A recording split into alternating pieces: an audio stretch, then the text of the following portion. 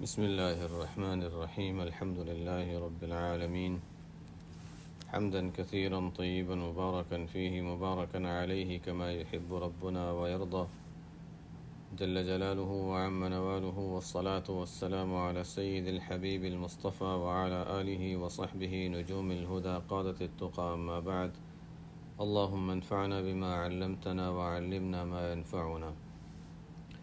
أعوذ بالله من الشيطان الرجيم. بسم الله الرحمن الرحيم.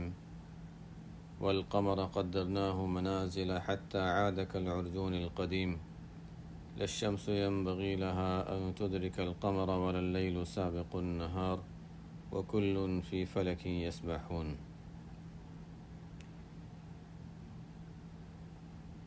بات چل رہی تھی اللہ تعالیٰ کی قدرت جو انسان ہر وقت دیکھتا رہتا ہے، اور مقصد یہ ہے کہ اللہ تعالیٰ کی قدرت کو انسان پہچانے، اور جو پہچانتا ہے اس پر مزید غور کرے، بھولے نہیں۔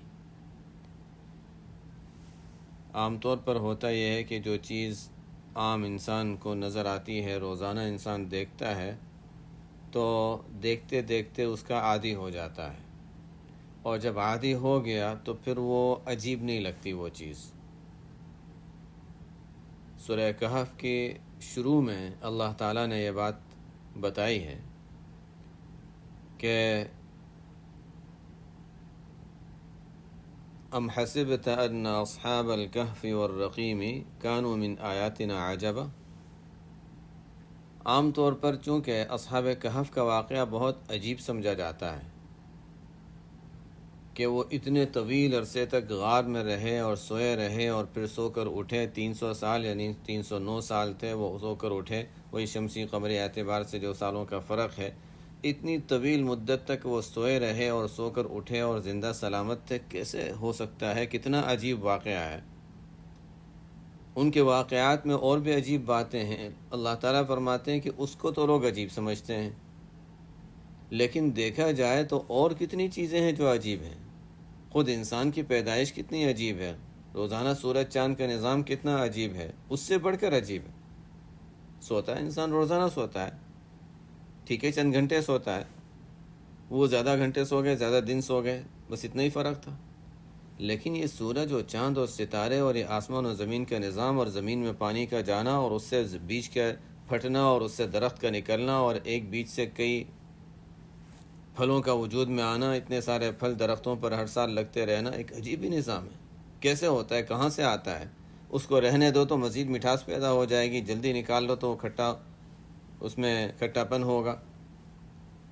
ایک عجیب ہی نظام ہے۔ کہاں سے اس میں چینی آتی ہے، کہاں سے مٹھاس پیدا ہوتی ہے؟ پانی تو وہی ہے، ایک ہی پانی ہے جو اس کو بھی مل رہا ہے اس کو بھی مل رہا ہے۔ املی کو مل رہا ہے تو اس میں دوسرا ذائقہ ہے، اور سیب کو مل رہا ہے تو اس میں الگ ذائقہ ہے، کھجور کو مل رہا ہے تو الگ ذائقہ ہے، ہر چیز کا ذائقہ الگ، پانی وہی ہے، مٹی وہی ہے۔ تو یہ سب چیزیں بھی اللہ تعالیٰ فرما رہے ہیں دیکھو اس میں بھی غور کرو، تو جو جانتے ہیں وہ بھی مزید غور کریں، تو اس سے اللہ کی قدرت یاد رہتی ہے، اور بار بار جب ایک چیز بدلتی رہتی ہے تو مزید دوبارہ ہمیں یاد دلاتے رہتی ہے، لیکن ہم اس کے بھی عادی ہو گئے۔ دن آ رہا ہے، ٹھیک ہے، روزانہ ہی ہوتا ہے، تو دن بھی آتا ہے، پھر رات بھی آتی ہے، پھر دن آتا ہے۔ اگر دن ہی مستقل ہوتا پھر انسان بھول جاتا تو الگ بات ہے، لیکن دن رات روزانہ میں یاد دلا رہے کہ دیکھو سورج چاند کا نظام چل رہا ہے۔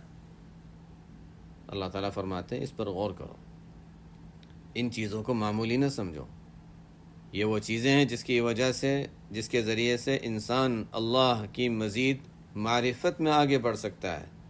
یتفکرون فی خلق السماوات والارض، آسمان و زمین کی خلقت میں غور و فکر، یہ مطلوب ہے، یہ زائد چیز نہیں، یہ مطلوب ہے۔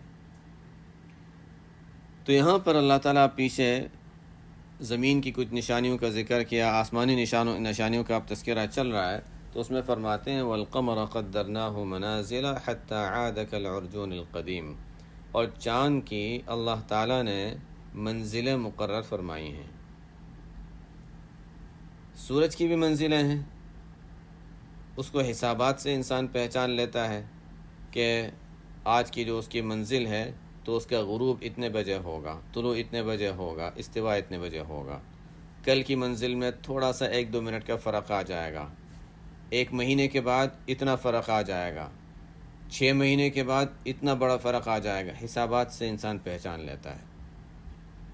چاند کی منزلیں ہیں، چاند کی منزلیں ہیں، پہلے چھوٹا سا ہوتا ہے، پھر تھوڑی سی جگہ اس کی بدلی، اب بڑا ہو گیا، پھر تھوڑی سی جگہ بدلی، پھر بڑا ہو گیا، بڑا ہوتے ہوتے 14ویں رات کا چاند مکمل، اس کے بعد پھر چھوٹا ہونا شروع ہو جاتا ہے، چھوٹا ہوتے ہوتے ہوتے الگ الگ منزلوں سے گزرتے ہوئے والقمر قدرناہ منازل، اور چاند کی بھی ہم نے منزلیں مقرر کی ہیں، اور اخیر کے مہینے کے اخیر میں جا کر کیسا ہو جاتا ہے، اس کو تشبیہ دی ایک ایسی چیز سے کہ جن لوگوں میں یہ کلام نازل ہو رہا ہے وہ روزانہ ایسی چیزیں دیکھتے تھے۔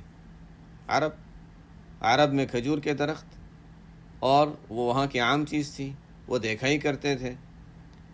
تو فرمایا کہ چاند کی ہم نے منزلیں مقرر کی ہیں، اور اخیر میں دیکھنے کے اعتبار سے، آنکھوں میں اور نظروں کے اعتبار سے دیکھا جائے تو وہ عاد کالعرجون القدیم، قدیم پرانی، اور عرجون کھجور کی ٹہنی۔ تو چاند مہینے کے اخیر میں کل منزلیں اس کی کتنی ہو گئیں؟ اس لیے کہ اگر مہینہ 30 کا ہے تو 29 تاریخ مکمل ہو گئی، اب 29 کو تو چاند نظر نہیں آئے گا، 29 دن پورے ہو گئے، اب اس کے بعد اگر چاند نظر آ گیا تو اس کا مطلب ہے کہ 1 تاریخ شروع ہو گئی، چاند نظر نہیں آیا تو ہم 30ویں تاریخ شمار کریں گے، تو 28ویں رات تک چاند نظر آئے گا، 28ویں رات تک چاند نظر آئے گا، اور اس کے بعد پھر نظر نہیں آتا، 1 دن 2 دن، 1 رات 2 رات غائب رہے گا، نظر نہیں آئے گا۔ تو گویا کہ 28 منزلیں ہو گئی، پہلی رات کو نظر آیا، پھر نظر آتے آتے 28 تاریخ تک نظر آتا رہا۔ اس لحاظ سے، سائنسی اعتبار سے، فلکیات کے لحاظ سے کہہ سکتے ہیں 28 منزلیں۔ اور 28ویں تاریخ، 27ویں تاریخ، 26ویں تاریخ، ان تاریخوں میں اگر ہم چاند کو دیکھیں تو کیسا معلوم ہوتا ہے؟ کھجور کی پرانی ٹہنی کی طرح۔ کھجور کے درخت کی ٹہنیاں بڑی ہوتی ہیں، گول ہوتی ہیں، تو گولائی میں اور باریک ہونے میں چاند کے ساتھ تشبیہ سمجھ میں آ گئی۔ قدیم کیوں؟ اس لیے کہ قدیم جب پرانی ہو جاتی ہے تو وہ گرین ہونے کے بجائے، سبز رنگ ہونے کے بجائے، اس کا رنگ تھوڑا سا بدل جاتا ہے، جیسے چاند کی روشنی پھیکی پڑ جاتی ہے تو اس میں پیلا پن آ جاتا ہے، بس اس طرح کا رنگ وہ کھجور کے درخت کی ٹہنی میں ہوتا ہے، پوری طرح تشبیہ ہے، باریک ہے، گول ہے، اور رنگ بھی اس کا پیلا پڑ گیا ہے، اب زرد نہیں ہے۔ حتی عاد کالعرجون القدیم، چاند بھی دیکھنے میں ایسا ہی معلوم ہوتا ہے، حالانکہ اتنا بڑا ہے، اور سفید اس کی روشنی 14ویں رات کو نظر آ رہی تھی، اب وہ روشنی نظر نہیں آ رہی۔ حتی عاد کالعرجون القدیم، لا الشمس ينبغي لها ان تدرك القمر، سورج کے بھی منازل ہیں، چاند کے منازل ہیں،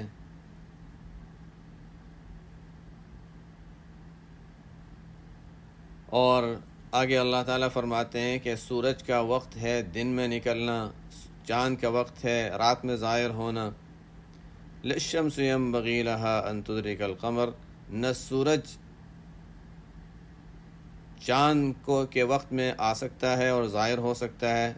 لفظی ترجمہ کریں تو سورج سے یہ نہیں ہو سکتا کہ وہ پکڑ لے، وہ پا لے چاند کو، کہ رات کے وقت سورج طلوع ہو جائے، ایسا نہیں ہوتا۔ وَلَا اللَّيْلُ سَابِقُ النَّهَارِ، اسی طرح ایسا نہیں ہو سکتا کہ رات دن سے پہلے آ جائے، دن کا وقت ہے اور ابھی دوپہر کا وقت ہے اور چاند کو نکلنا ہے اور چاند آ جائے اور سورج کو ہٹا دے، نہیں ہو سکتا۔ دونوں کے اوقات ہیں، 100 سال، 1000 سال جو بھی نظام بنائیں اپنے اوقات کے لحاظ سے چلتے ہیں، عجیب نظام ہے۔ للشمس ينبغي، ہاں کبھی اللہ تعالیٰ اپنی قدرت کی کوئی نشانی مختلف ظاہر فرماتے ہیں، جس میں سورج گرہن، چاند گرہن جو ہوتا ہے وہ مختلف ہے، وہ عام نظام سے ہٹ کر ہے، ورنہ ایسا نہیں ہوتا۔ عام نظام میں کبھی یہ نہیں ہوگا کہ دن کے وقت سورج نہیں ہے اور چاند آ گیا، غلطی ہو گئی، حساب آگے پیچھے، ایسا نہیں ہوتا، کبھی بھی نہیں ہو سکتا۔ بلکہ سورج گرہن چاند گرہن میں بھی دن وہی رہتا ہے، رات وہی رہتی ہے، دن رات کے وہ حساب نہیں بدلتا. بس اتنا ہے کہ ہاں دن میں ذرا روشنی کم ہو گئی سورج کی اور اندھیرے کی طرح ہو گیا، بس تھوڑی دیر کے لیے ہوا اور ختم. للشمس ينبغي لها ان تدرك القمر، نہ سورج چاند کو پا سکتا ہے کہ چاند کے طلوع ہونے کے وقت اور چاند کے روشن ہونے کے وقت، رات کے وقت سورج نکل آئے. ولا اللیل سابق النہار، نہ یہ ہو سکتا ہے کہ رات دن کے وقت آ جائے اور ابھی رات شروع ہو جائے، ایسا بھی نہیں ہوتا. گھنٹوں کے لحاظ سے متعین ہے کہ مغرب اتنے بجے ہی ہوگی، اس سے پہلے مغرب نہیں ہو سکتی، اس سے پہلے عشاء نہیں ہو سکتی، متعین ہے. 100 سال کا کیلنڈر بنائیں یا 1000 سال کا بنائیں، اسی طرح رہے گا. اور یہ ایک بہت بڑا نظام ہے. گھڑیوں میں بھی کچھ پرانی ہو جاتی ہیں تو اس کا ٹھیک کرنا پڑتا ہے، 1 منٹ آگے ہو گئی، 1 منٹ پیچھے ہو گئی، اوقات ٹھیک کرنے پڑتے ہیں. حالانکہ چھوٹی سی چیز ہے، یہ اتنا بڑا نظام ہے اور اس کے اوقات ٹھیک نہیں کرنے پڑتے، خود ہی چلتے رہتے ہیں، اسے کہ اللہ تعالیٰ چلا رہے ہیں. اور صرف سورج، صرف چاند نہیں، وَكُلٌّ فِي فَلَكٍ يَسْبَحُونَ، کہہ سکتے ہیں کہ کلن سے مراد سورج و چاند، اور سورج و چاند میں سے ہر ایک، یا یہ کہہ سکتے ہیں کہ اور زیادہ عموم ہے، سورج ہو، چاند ہو، باقی ستارے ہوں، جتنے بھی ہیں سب کے سب سیارے ستارے سب کے سب، وَكُلٌّ فِي فَلَكٍ يَسْبَحُونَ، سب کے سب اپنے دائرے میں گھومتے رہتے ہیں، چلتے رہتے ہیں. اصل کے لحاظ سے یسبحون کا ترجمہ ہے تیرتے ہیں. سبح یسبح، تیرنا. جیسے کوئی شخص پانی میں جب تیرتا ہے تو اس کو یہ نہیں خیال رکھنا پڑتا کہ اچھا بیچ میں کوئی بلڈنگ آ رہی ہے، یہ آ رہا ہے، وہ سیدھا سیدھا تیرتا رہتا ہے. پانی میں تو کوئی رکاوٹ نہیں ہوتی، پانی ہے سیدھا سیدھا. تو اسی طرح یہ بھی سورج چاند ستارے وغیرہ سب کے سب اللہ تعالیٰ نے ان کے لیے جگہ مقرر کی ہے، سیدھے سیدھے وہ چلتے رہتے ہیں جیسے تیرنے والا تیرتا رہتا ہے، کوئی رکاوٹ نہیں آتی بیچ میں، موڑنا نہیں پڑتا کہیں پہ، کوئی پتھر وغیرہ کوئی گڑھا وغیرہ بیچ میں نہیں آتا. اور چونکہ تیرنا ایک انسان کا عمل ہے جو ذوی العقول ہے، جو لوگ عربی جانتے ہیں ان کے لحاظ سے میں بتا رہا ہوں کہ عام طور پر جب کوئی چیز، اب انسان، جنات، فرشتے، ان کا تو کہہ سکتے ہیں کہ چلو یہ سمجھدار اور ذوی العقول کہلاتے ہیں، ان کے لیے ضمیر استعمال کریں گے تو یسبحون کہیں گے کہ تیرتے ہیں یہ لوگ.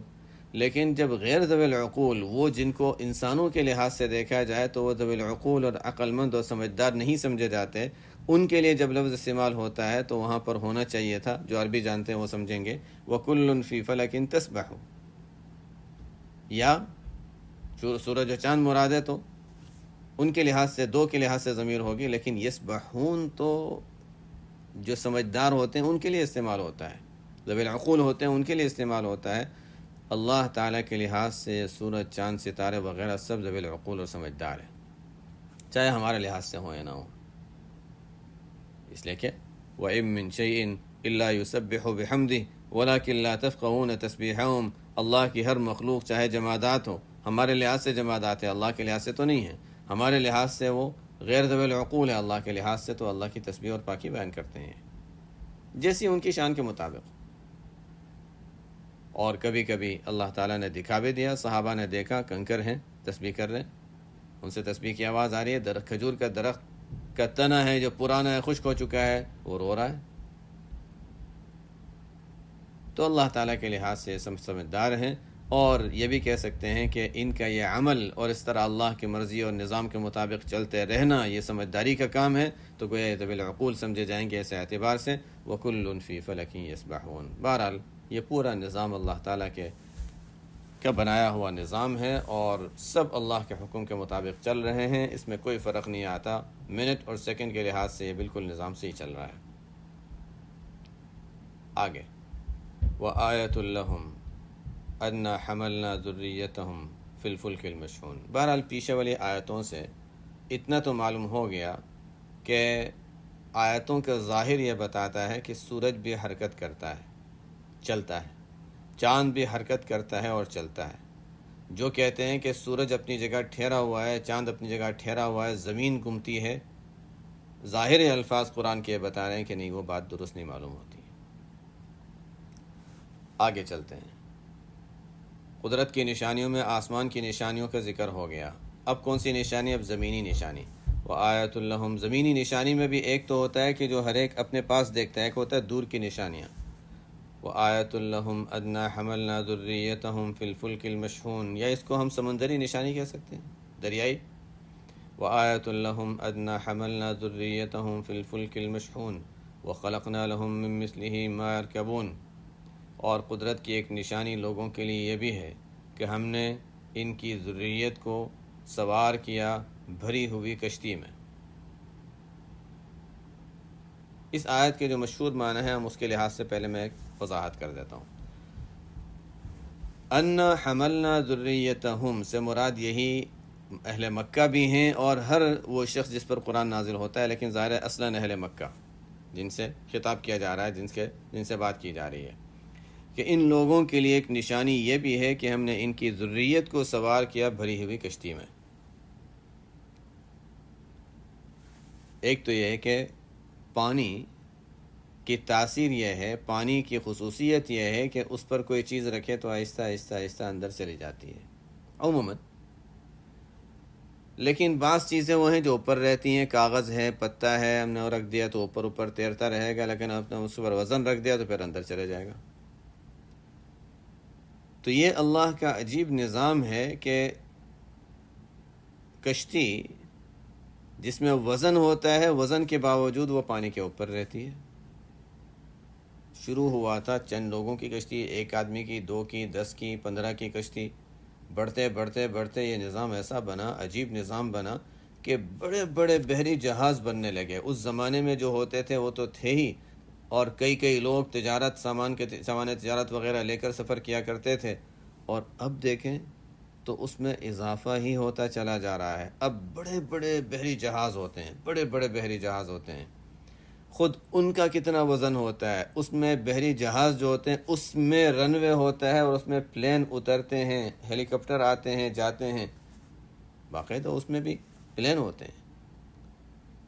بحری جہاز کے اوپر ہوائی جہاز اتر رہا ہے، وہاں سے اڑ رہا ہے، کتنا وزن ہوگا۔ بحری جہاز اتنے بڑے کہ تقریباً 15,000 فٹ، جس کو ہم کہہ سکتے ہیں تقریباً آدھا کلومیٹر لمبائی جتنا بحری جہاز، اور بھرا ہوا کنٹینر سے، ہزاروں کی تعداد میں کنٹینر اس میں رکھے ہوئے، ایک کنٹینر وہ ہے جس کا وزن بہت زیادہ، ظاہر ہے کتنا زیادہ وزن ہوتا ہے، خاص طور پہ ہم لوگوں کی جو چیزیں آتی ہیں، کتاب کا ایک ڈبہ اٹھانا کتنا بھاری ہوتا ہے، جو اٹھانے والے ہیں وہ جانتے ہیں۔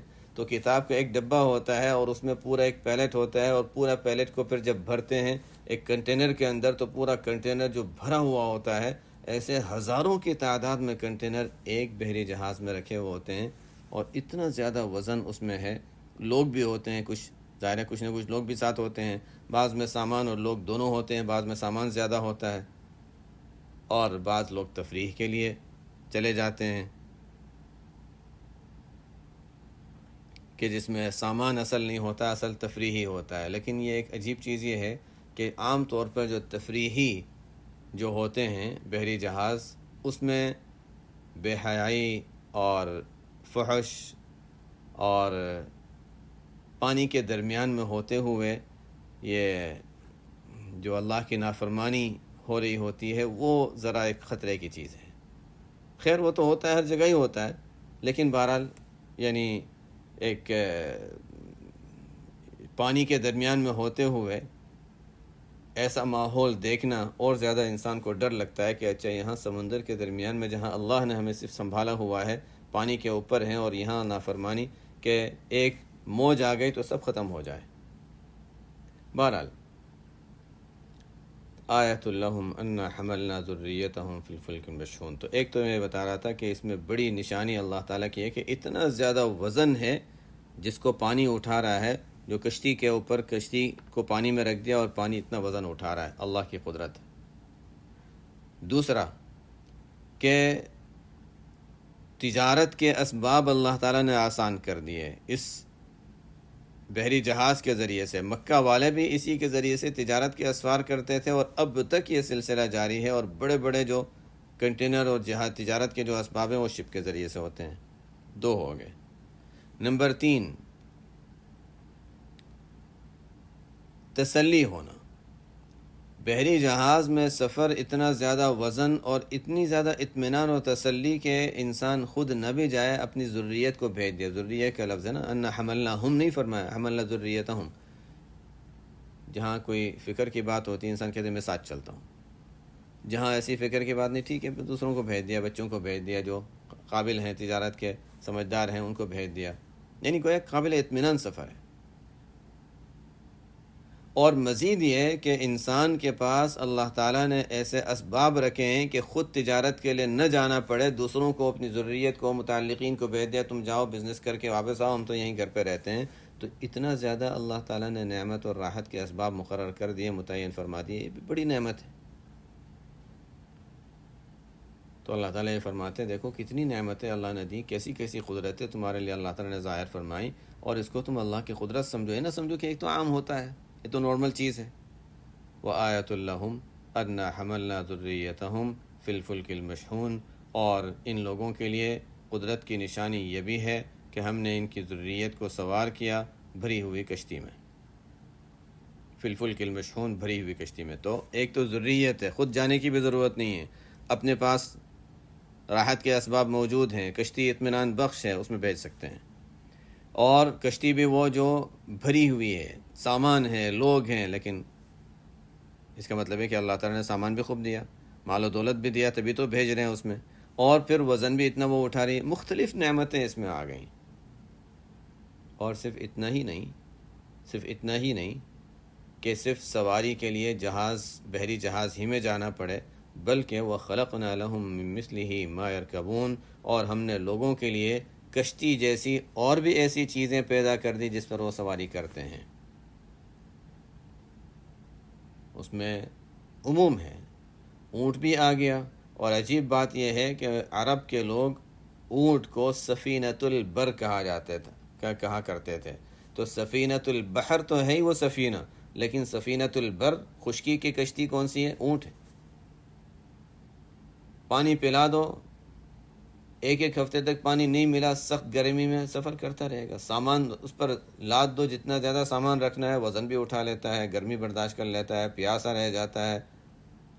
عجیب ہی ہے. افلا ينظرون الى الابل كيف خلقت. عجیب ہی ہے. اس پر تو انشاءاللہ کبھی اور تذکرہ کر سکتے ہیں. تو یہ ہے کہ بحری جہاز کے علاوہ ہم نے لوگوں کے لیے اور ایسی چیزیں پیدا کی ہیں، بلکہ یہ بھی کہہ سکتے ہیں کریں گے، جس پر وہ سواری کرتے ہیں اور سواری کریں گے. اونٹ بھی آ گیا، گھوڑا بھی آ گیا، گدھا بھی آ گیا، مختلف سواریاں آ گئیں. اور اس کے علاوہ پھر آہستہ آہستہ آگے ترقی ہوئی تو گاڑیاں پیدا ہو گئیں، وہ بھی اس میں آ گئیں. پھر آہستہ آہستہ اور ترقی ہوئی، چند لوگوں کا ہوائی جہاز بنا اور تجربات اس پر ہوئے. پھر اس کے بعد جہاز بڑے ہونے شروع ہوئے، پھر بڑے ہونے شروع ہوئے. اب ہوائی جہاز کی بھی عجیب جو مختلف جو شکلیں ہیں اور قسمیں ہیں. وَخَلَقْنَا لَهُم مِّن مِّثْلِهِ مَا يَرْكَبُونَ میں وہ سب آ گیا. قدرت کی نشانی ایک یہ ہے کہ ہم نے ان کی ذریت کو، یعنی خود بھی سوار ہوتے ہیں اور کبھی خود نہیں جاتے، صرف ذریت کو، اولاد وغیرہ کو بھیج دیتے ہیں بھری ہوئی کشتی میں. اور ان کے لیے اسی کشتی جیسی ایسی سواریاں ہم نے پیدا کی جس پر وہ سواری کرتے ہیں، جو اونٹ بھی تھا، اور اس زمانے میں پھر ہوائی جہاز، گاڑیاں وغیرہ سب ہیں. یہ اس کی مشہور تفسیر کے لحاظ سے میں نے کیا ہے. ورنہ حملنا ذریتہم سے مراد کون ہیں، اس میں دوسرے بھی معنی ہیں، اس کو ہم چھوڑ دیتے ہیں. وَإِن نَّشَأْ نُغْرِقْهُمْ فَلَا صَرِيخَ لَهُمْ وَلَا هُمْ يُنْقَذُونَ. اگر ہم چاہیں، سمندر کے درمیان میں رہتے ہوئے، اسی کو میں کہہ رہا تھا کہ سمندر کے درمیان جا کر یا ہوائی جہاز میں وہاں جا کر انسان اللہ کی نافرمانی کھلے عام کرے، ڈرنا چاہیے. ٹھیک ہے اللہ کی قدرت ہر جگہ ہے، لیکن جہاں صرف اللہ کی قدرت کے سہارے انسان ہوا میں ہے، جہاں صرف اللہ تعالیٰ کی قدرت کے سہارے انسان پانی کے اوپر ہے، ایک موج آئی، ایک بڑی سی مچھلی آئی اور پتہ نہیں کیا کر دے. تو ایسی جگہ اللہ کی نافرمانی کرنا یہ بڑی جرأت کی بات ہے. ایسی جگہ گناہ کے کام میں مبتلا ہونا بڑی جرأت کی بات ہے.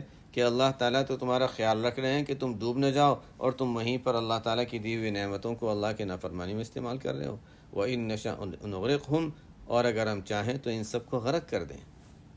جہاز بھرا ہوا ہے، تجارت کا سامان ہے، پیسے ہیں، اولاد ہے، سب کچھ ہے، پورے لوگوں کے قافلے اور جماعتیں ہیں، اگر ہم چاہیں تو سب کو غرق کر دیں، اور اگر وہ غرق ہو جائیں، پانی میں ڈوبنے لگیں، فلا صریخ لہم، اب ان کی کوئی مدد کرنے بھی نہ آئے، پھر ان کی کوئی فریاد کرنے والا اور مدد کرنے والا نہ ہو، ولا ہم ینقذون، اور نہ ڈوبنے کے بعد ان کو کوئی موت سے بچا سکے، بچنے کی کوئی صورت نہیں ہوگی۔ وَإِن نَّشَأْ نُغْرِقْهُمْ فَلَا صَرِيخَ لَهُمْ وَلَا هُمْ يُنقَذُونَ۔ یہ سب کچھ جو ہوتا ہے کہ اطمینان سے یہ سمندری سفر وغیرہ کر لیتے ہیں، اور اطمینان سے وہ سامان تجارت وغیرہ لے کر جاتے ہیں، اور اطمینان سے ان کے بڑے گھروں میں بیٹھتے ہیں۔ اب تو کیا ہوتا ہے، فون سسٹم ہے، رابطہ ہوتا ہے۔ اب یہ سیل فون کے زمانے سے پہلے دوسرے روابط ہوا کرتے تھے، رابطے کی شکلیں ہوتی ہیں۔ پہلے تو کوئی رابطہ نہیں ہوا، گھر سے نکلا تو نکلا اور گیا تو گیا، اس کے بعد اب 2-3 مہینے کے بعد پھر جب ملاقات ہوگی تب پتہ چلے گا کہ ہوا کیا اور کیسا سفر گزرا، کچھ بھی نہیں پتہ۔ کوئی آنے جانے والا راستے میں مل گیا، آمنا سامنا ہو گیا تو ہو گیا، ورنہ تو کوئی خبر نہیں، گئے تو گئے۔ اب جب زندہ سلامت واپس آئیں گے تب پتہ چلے گا، کارگزاری معلوم ہوگی کہ کس حال میں سفر گزرا اور کیسا رہا، ڈوبنے والے تھے یا کیا حال پیش آیا تھا، ڈوبے تھے نہیں ڈوبے تھے۔ اب تو پورا رابطہ رہتا ہے۔ ہمارے ایک بزرگ تھے، حضرت مولانا اشرف علی تھانوی رحمۃ اللہ علیہ کے اجل خلفاء میں حضرت مولانا وسیع اللہ صاحب رحمۃ اللہ علیہ، پہلے بھی میں نے ان کا تذکرہ کیا تھا۔ سفر میں تشریف لے جا رہے تھے مکہ مکرمہ کی جانب، جدہ کے ساحل پہ عام طور سے بحری جہاز اترا کرتے تھے، تو وہ بعض ملنے والوں کے سامنے انہوں نے شعر بھی پڑھا تھا کہ پھول کیا ڈالو گے تربت پہ میری، خاک بھی تم سے نہ ڈالی جائے گی۔ پھول کیا ڈالو گے تربت پہ میری، میرے قبر پہ تم پھول کیا ڈالو گے، مٹی بھی نہیں ڈال سکو گے۔ لوگوں نے سوچا ایسے ہی پتہ نہیں کیا مطلب ہوگا، شعر تو پڑھ رہے ہیں، ایسے ہی شعر کسی کا شعر ہے تو پتہ نہیں کیا ہوگا۔ بہرحال اللہ تعالیٰ بعضوں کو کیا دکھا دیتے ہیں، کیا ان کی زبان سے جاری کر دیتے ہیں۔ سفر میں تھے، عمرے کا سفر تھا، مکہ مکرمہ کی طرف روانگی تھی، راستے میں انتقال ہو گیا۔ وہی میں نے بتا رہا تھا، رابطے نہیں ہوتے تھے۔ سفر تو اطمینان بخش تھا، لیکن رابطے کی شکلیں آسان نہیں تھیں۔ اب سے کچھ عرصہ پہلے کی بات ہے، تو رابطے کی شکلیں تھیں لیکن آسان نہیں تھیں۔ اب چونکہ معروف شخصیت ہیں، جان پہچان بھی ہے، وہاں رابطہ کیا گیا، جدہ میں، جدہ سے آگے رابطہ کیا گیا کہ اچھا یہ فلانے ہیں، ان کی تدفین کے لیے ہم وہاں حرمین کی زمین میں ان کی تدفین ہو جائے۔ یہاں سے مراسلت ہو رہی ہے، وہاں سے جواب آ رہا ہے، اس طریقے سے رابطے میں کچھ وقت بھی ہو گیا۔ آخر جب وہ بحری جہاز وہاں پہنچنے کے قریب تھا تو جدہ کے جو ساحل والے تھے، جو وہاں جو ذمہ دار تھے، انہوں نے کہا کہ اب تک ہمارے پاس کوئی حتمی خبر نہیں آئی ہے کہ ان کو اجازت مل گئی ہے، اور اس حالت میں اگر آپ لوگ اس کو لے کر آتے ہیں تو جرمانہ لگے گا۔ تو اس لیے عام جو اصول اور ضابطہ ہے کہ اگر کسی کا بحری جہاز میں انتقال ہو جاتا ہے، اس وقت کولر وغیرہ بھی نہیں تھے کہ انسان کو محفوظ رکھا جائے، اتنے دنوں تک کسی کو انتقال کے بعد ایسے ہی رہنے دینا وہ بھی کوئی مناسب نہیں ہوتا۔ ہاں کولر میں ٹھنڈی جگہ رکھیں تب بھی الگ بات ہے۔ تو اصول یہ تھا کہ پانی میں بہا دیا جائے۔ خیر نماز جنازہ پڑھی، ان کو پانی میں بہا دیا گیا۔ اس کے بعد پھر جواب آیا کہ ہاں ٹھیک ہے، اجازت مل گئی، ان کو لے آئیے، حرمین میں دفن کریں گے۔ اب تو پانی میں ڈال دیا۔ اللہ کا نظام ہے، وہ جو ان کی زبان پہ جاری تھا وہی تھا کہ پھول کیا ڈالو گے تربت پہ میری، خاک بھی تم سے نہ ڈالی جائے گی۔ نہ کسی نے مٹی ڈالی، نہ پھول ڈالا، بس اللہ تعالیٰ نے یہی طے فرمایا تھا، ان کے لیے یہی نظام تھا۔ رابطے نہیں تھے، خبریں آنے میں دیر لگتی تھی۔ یہ تو رابطے شروع ہونے کے بعد کی بات، اب سے کچھ عرصہ پہلے کی بات ہے، اور اس سے پہلے تو ہوتا تھا کہ 2-2 3-3 مہینے تک کوئی رابطہ نہیں ہوتا تھا۔ خیر وَإِن نَّشَأْ نُغْرِقْهُمْ فَلَا صَرِيخَ لَهُمْ وَلَا هُمْ يُنقَذُونَ إِلَّا رَحْمَةً مِنَّا وَمَتَاعًا إِلَىٰ حِينٍ، مگر یہ صرف ہماری مہربانی ہے کہ ہم حفاظت کرتے ہیں، پانی کے اوپر اتنا وزن ہے، لوگ ہیں، اطمینان سے رہتے ہیں، اور ایک وقت تک فائدہ اٹھانے کے لیے ہم ان کو مہلت دے رہے ہیں تاکہ دنیا میں یہ کچھ وقت فائدہ اٹھا لیں، اطمینان سے جی لیں، چاہے اللہ کی نافرمانی کریں۔ اللہ تعالیٰ فرماتے ہیں میں تو ان کو نعمتیں دیتا رہوں گا، میں کھلاتا رہوں گا، پلاتا رہوں گا، میرے اپنی زمین پر رہنے کی اجازت دوں گا۔ جب موت کا وقت آئے گا اس وقت تک توبہ کر لیں تو کر لیں، نہیں کی تو پھر اس کے بعد آخرت کے معاملات، دار الجزا جو ہے، بدلے کی جزا جو ہے، یوم الدین، وہ بدلے کا دن جو ہے وہ قیامت ہے۔ دنیا میں وہ جیسے بھی رہیں گے، میں اپنی نعمتیں ان کے نعمت کے دروازے بند نہیں کروں گا، الا رحمتا منا ومتاعا الی حین۔ یہ تو کچھ اللہ کی قدرت کی نشانیوں کی بات ہو گئی تھی۔ اب آگے اللہ تعالیٰ فرماتے ہیں وَإِذَا قِيلَ لَهُمُ اتَّقُوا مَا بَيْنَ أَيْدِيكُمْ وَمَا خَلْفَكُمْ لَعَلَّكُمْ تُرْحَمُونَ۔ اللہ کی قدرت جب ان کے سامنے بیان کی جاتی ہے تو ساتھ ساتھ ظاہر ہے کہ اس مقصد کے لیے کہ اللہ کو مانیں اور اللہ کی مانیں۔ تو ان سے جب کہا جاتا ہے اذا قیل لہم، ان سے کہا جاتا ہے اتقوا ما بین ایدیکم، تمہارے سامنے جو دنیا کے حالات ہیں اس میں بھی اللہ تعالیٰ کی طرف سے تمہارے اوپر کوئی پکڑ آ سکتی ہے، تو تمہارے قریبی آنے والا عذاب جو ہو سکتا ہے، دنیا میں پکڑ آ سکتی ہے، اس سے بھی ڈرتے رہو۔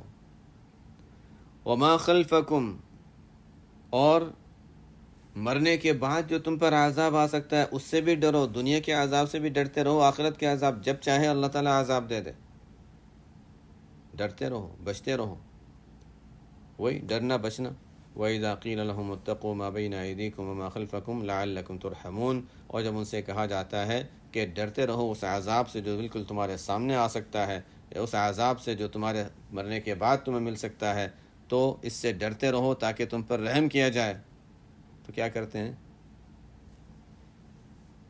انکار کر دیتے ہیں، نظر انداز کر دیتے ہیں، اعراض کر لیتے ہیں، جس کو آگے والی آیت میں بیان کیا، یہاں نہیں بتایا، آگے والی آیت میں اشارتاً بتایا وَمَا تَأْتِيهِم مِّنْ آیَاتٍ مِّنْ آیَاتِ رَبِّهِمْ إِلَّا كَانُوا عَنْهَا مُعْرِضِينَ، اور ان کے پاس اللہ کی نشانیوں میں سے، ان کے رب کی نشانیوں میں سے کوئی نشانی نہیں پہنچتی مگر وہ اس سے اعراض کرتے ہیں۔ یہ ایک مزاج ہوتا ہے انسان کا، بلکہ مسلمانوں میں بھی ہم دیکھیں، خود اپنے حال پر غور کریں تو بہت سی چیزوں میں ہمارا ایک مزاج بن جاتا ہے کہ بیان سننا ہے، سن لیا، بس سن کے ختم، سن لیا، ہم نے سن لیا، نیک کام کر لیا، بہت اچھا نیک کام کر لیا، ٹھیک ہے، ہم نے بیان سن لیا، کہنے والے نے کہہ دیا، سننے والے نے سن لیا، کہنے والا کہہ کر فارغ ہو گیا کہ اچھا میں نے بہت اچھا کام کر لیا، سننے والے سن کر فارغ ہو گیا، ہم نے بہت اچھا کام کیا کہ چلو دینی باتیں سن لی، دونوں سمجھتے ہیں کہ ہم نے نیک کام کر لیا، لیکن عمل کے میدان میں آگے نہیں بڑھتے۔ عمل کے میدان میں آگے نہ بڑھنا گویا ایک لحاظ سے یہ اعراض ہے۔ ایک ہوتا ہے اعراض کہ انسان ایمان ہی نہیں لاتا، اس سے اعراض کر رہا ہے، دور ہٹ رہا ہے۔ اعراض کرنا جیسے کسی چیز کی طرف منہ ہی پھیر دیا، وہاں سے ہٹا لیا، اعراض، نظر انداز کر دینا۔ تو ایک ہوتا ہے کہ انسان ایمان سے دور ہٹتا ہے، ایک ہوتا ہے انسان دینی باتیں سیکھنے اور سننے سے دور ہٹتا ہے۔ الحمدللہ وہ درجے تو اللہ تعالیٰ نے ہمیں دیے ہیں، اللہ کا انعام ہے، لیکن اس کے بعد والا درجہ کہ عمل کے میدان میں ہم آگے بڑھیں، وہاں پر ہم پیچھے ہٹ جاتے ہیں۔ گویا کہ ایک اعراض کی ایک قسم، چاہے چھوٹی قسم ہو لیکن اعراض کی ایک قسم ہے۔ جو اللہ نے توفیق دی، جو علم دیا، جو سمجھ دی، تو اس کے مطابق عمل بھی کرنا چاہیے، تو ہم کہا جا سکتا ہے کہ اچھا ٹھیک ہے، یہ ہے اسلام اور یہ ہے کہ اللہ تعالیٰ کے حکم کو ماننا، ورنہ یہ بھی ایک قسم کا اعراض ہے۔ مکہ والے تو ایمان سے ہی انکار کرتے تھے، تو ان کا اعلیٰ درجے کا اعراض تھا، ہمارا بھی کسی نہ کسی درجے میں اعراض پایا جاتا ہے۔ اس کے لیے ہمیں کوشش کرنے کی ضرورت ہے کہ اس سے ہم بچتے رہیں۔ وَمَا تَأْتِيهِم مِّنْ آیَاتٍ مِّنْ آیَاتِ رَبِّهِمْ، ہمارے پاس بھی ایسے ہی ہوتا ہے، نصیحتیں پہنچتی رہتی ہیں اور ہم سن بھی لیتے ہیں، لیکن عمل کے میدان میں آگے نہیں بڑھتے، ارادہ بھی نہیں کرتے، عزم نہیں کرتے۔ مکہ والوں کا حال، مشرکین کا حال بیان کیا جا رہا ہے، اللہ کی نشانیوں میں سے کوئی نشانی نہیں پہنچتی مگر وہ اس سے اعراض کرتے ہیں، بے توجہی کرتے ہیں، گویا ہمیں تو ضرورت ہی نہیں، ہمیں کرنا ہی نہیں۔ تو یہ آیت جو ہے ان کے لیے بھی ہے، لیکن صرف ان کے لیے نہیں ہے، قرآن کوئی کہانی نہیں ہے، بلکہ وہ ہمارے لیے بھی ہے۔ ہم دیکھ لیں کہ ہم کون سے درجے کے اعراض میں مبتلا ہیں اور ظاہر ہے کسی نہ کسی درجے میں سب ہوتے ہیں، تو بہرحال اس سے اپنے آپ کو بچانے کی ضرورت ہے۔ آیات کا مقصد، قرآن کی آیات کا مقصد نصیحت ہے، اور ہمارے لیے اس میں یہ نصیحت پائی گئی ہے۔ آج یہیں تک رکھتے ہیں۔ سبحانک اللہم و بحمدک، اشہد ان لا الہ الا انت، استغفرک و اتوب الیک۔